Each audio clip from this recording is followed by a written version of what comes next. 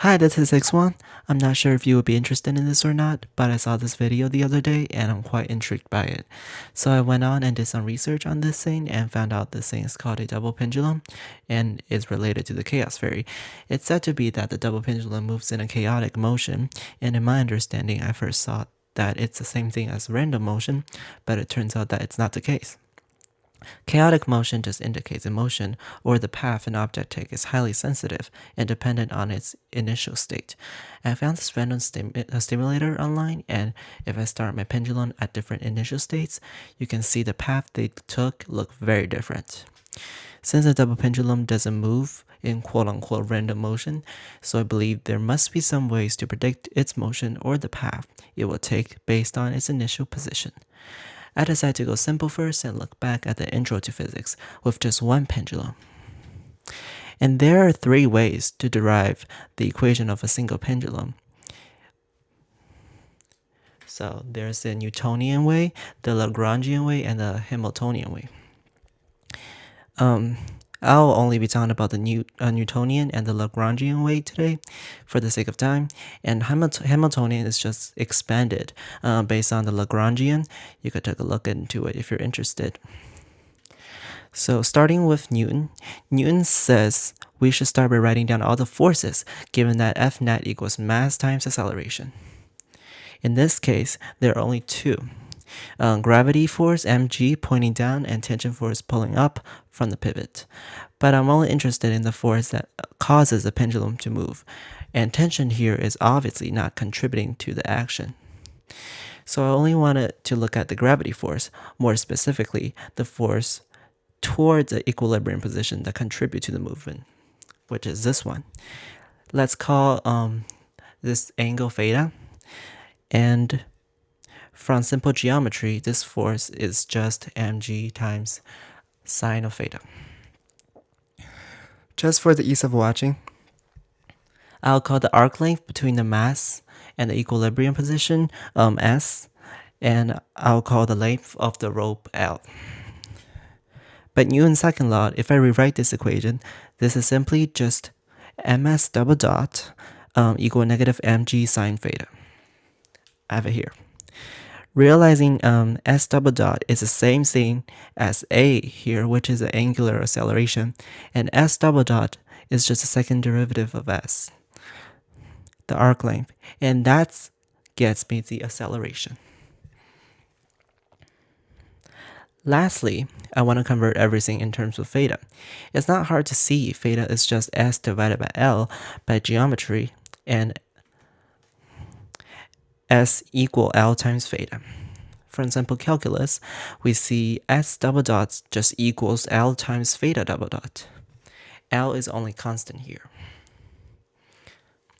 So cancel out the m, and we got the motion equation for single pendulum.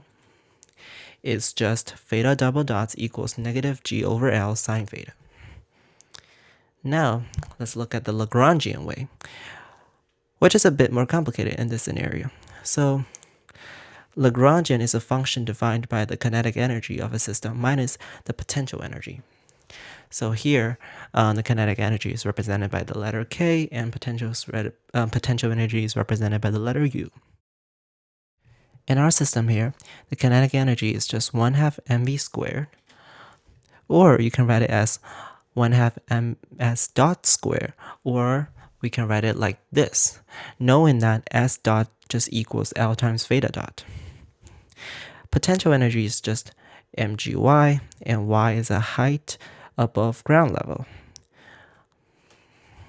I will just set the ground level at the pivot. Here it's below the ground level, so we can rewrite it as negative mgl cosine theta from simple geometry. Now we have the k and the u. The Lagrangian is just when we combine those two. And that's what we have. After a little research, I realized in order to write the equation of motion using Lagrangian way, I need something called the Euler-Lagrange Equation. And this equation writes, in this case, d by dx of partial L over partial theta dot equals partial L over partial theta. It's totally fine if you haven't seen this symbol before. It's just partial derivative, and it works just like any other ordinary derivative, but only specified to one variable and treating other variables as a constant. You'll see it later. So the Euler-Lagrange equation says when an object is moving from one time to another, the system will follow a path of stationary points with respect to the Lagrangian. It basically just says that at any given time, the object will follow a path that minimizes the integral of Lagrangian, also known as the action. The Euler-Lagrange equation will give us a path the object will take that minimizes its action, and we know the object will move in this optimal path by the principle of least action, and that's how we can find our equation of motion. It's a bit complicated to discuss where this equation comes from, but I'll try to derive this quickly using the simplest language I could think of. So let's say we have 2 points, x1, y1, and x2, y2, and we're minimizing some kind of integral, so this path will be the solution, the optimal path.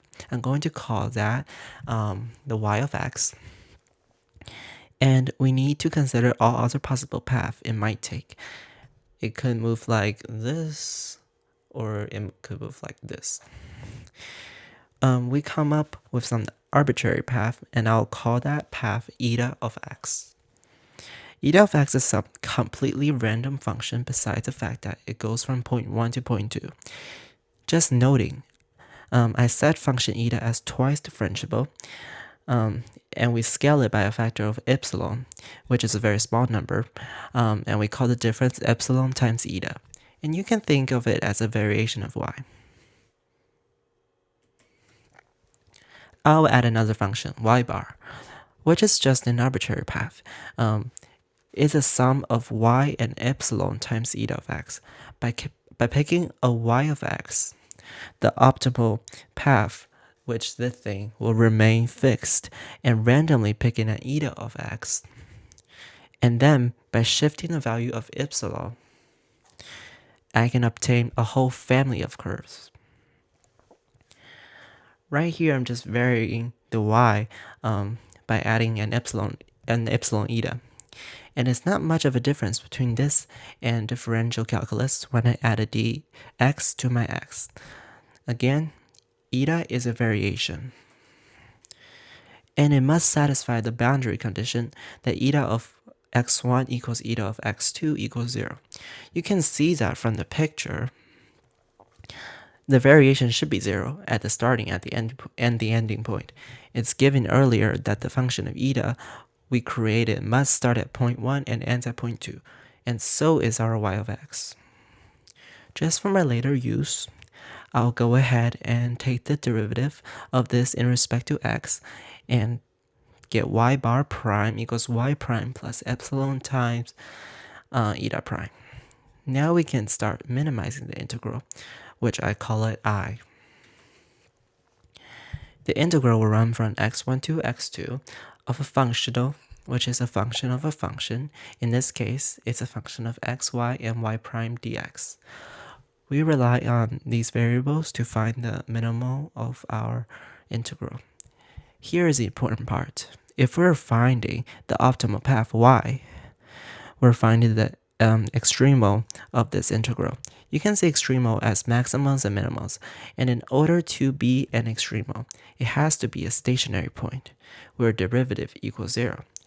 So the derivative of this must equal 0. Just like in differential calculus, we set the derivative to 0 to find the critical values, and we do the same thing here to find the extremo. So we set the derivative of I in respect to epsilon, and as you can see, as epsilon goes to 0, y bar becomes the exact solution y. We expect in this neighborhood of epsilon equals to 0, and this integral I must have a stationary point. I have to note that when I'm making the substitution for y here, y of x is constant, and like said earlier, it's optimal path. Eta of x is picked at random, but once I pick my eta of x, it remains constant as well. So the only variable here is epsilon. Now we can expand this out.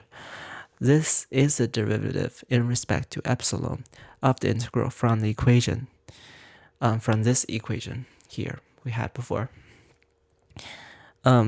So from x1 to x2 of functional f dx, and we set that to 0. Right here, I'll just move the derivative into the integral. I can do that by the Leibniz rule because I have constant integration point here. Now things has become pretty simple. All we're left with here is just math. So to take the derivative, we need to take the derivative with respect to each coordinate. It's just partial f for partial x times partial x over partial epsilon. We know x is not a function of epsilon, so this is just 0. And then plus partial f over partial y bar times partial y bar over epsilon plus partial f over partial y prime times partial y bar prime over epsilon. Epsilon equals 0, dx also equals 0. From this equation, when we take the derivative of y bar in respect to epsilon, we got eta. Similarly, from this equation, when we take the derivative of y bar prime in respect to epsilon, we got eta prime. Now we simply just need to plug this in and rewrite the equation as integral from x1 to x2. Partial f over partial y times eta plus partial f over partial y prime times eta prime at epsilon equals 0 dx. And all that equals 0. Just to bring this up again, when epsilon equals 0, y bar is equal to y, and y bar prime is y prime. Then we can just replace the y bar and y bar prime with y and y prime in this equation. Now we just need some simple calculus knowledge and integrate this by part. Here's a quick reminder on how to do it. I'll set my v as partial f over partial y prime and my u as eta. The first part is partial f over partial y times eta evaluated with x1 and x2. We know eta x1 and x2 are 0 set earlier. The second part is from x1 to x2 partial f over partial y minus d by dx of partial f over partial y times eta times dx equals partial y prime times eta times dx and equals to 0.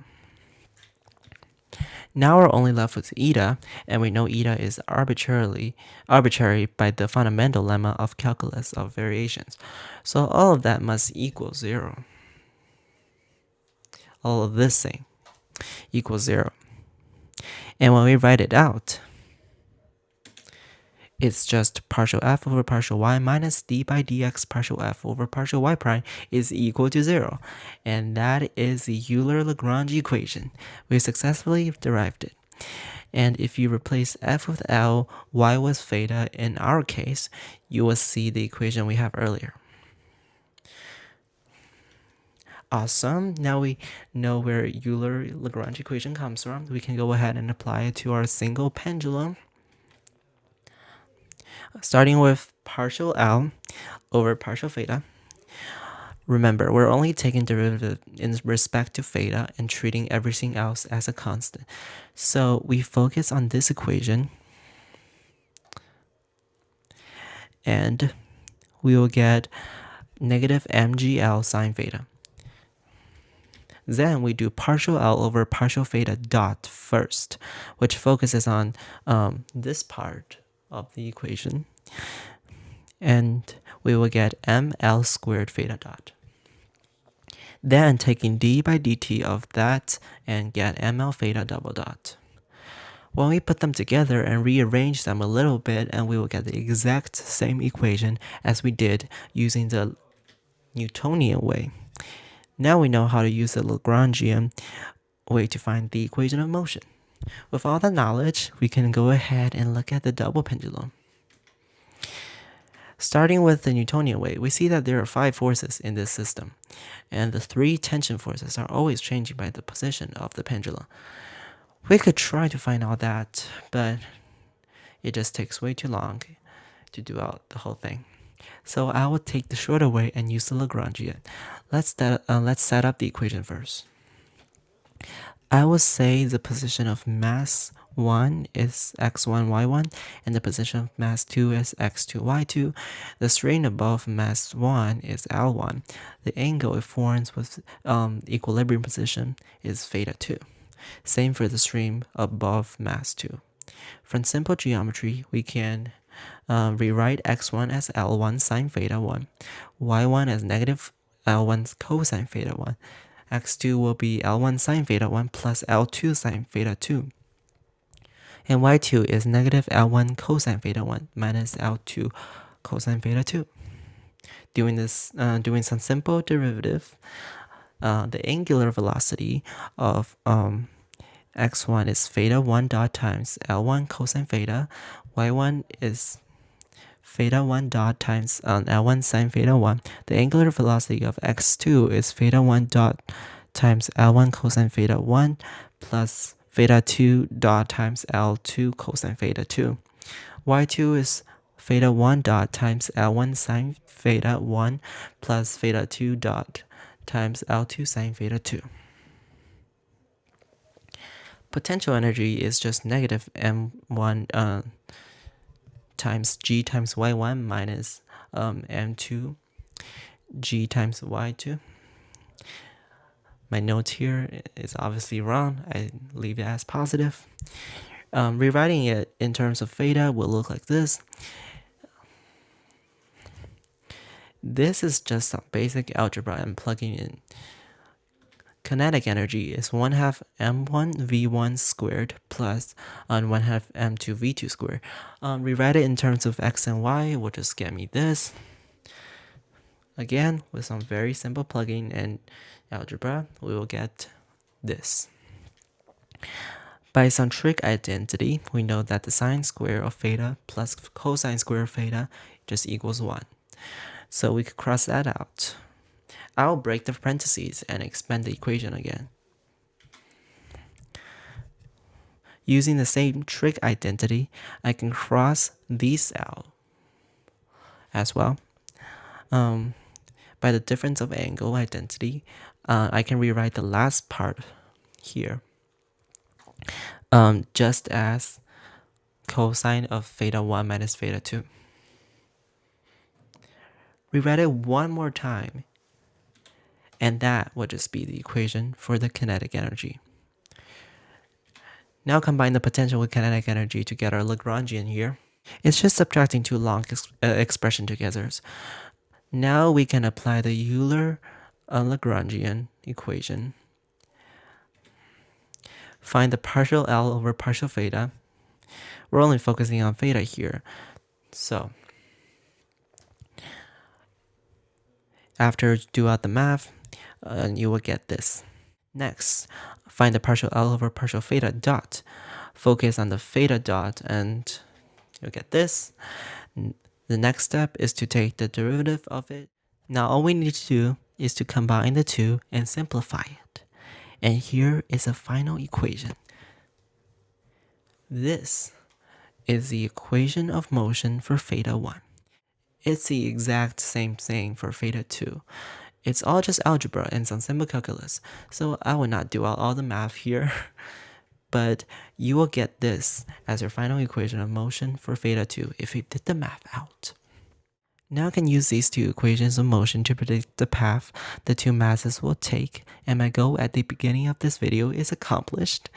I thought I'd never know how to do this before I actually tried it out and did some research, but I made it and it's so cool. I have to say a big thank you to Physics with Elliot and Good Vibrations with Freeball for providing the pictures I used in this video. I will credit you guys down in the comment below, down in the description. And You guys are very fantastic. Thank you so much for watching this video. I will share more fun stuff I found in the future. Peace.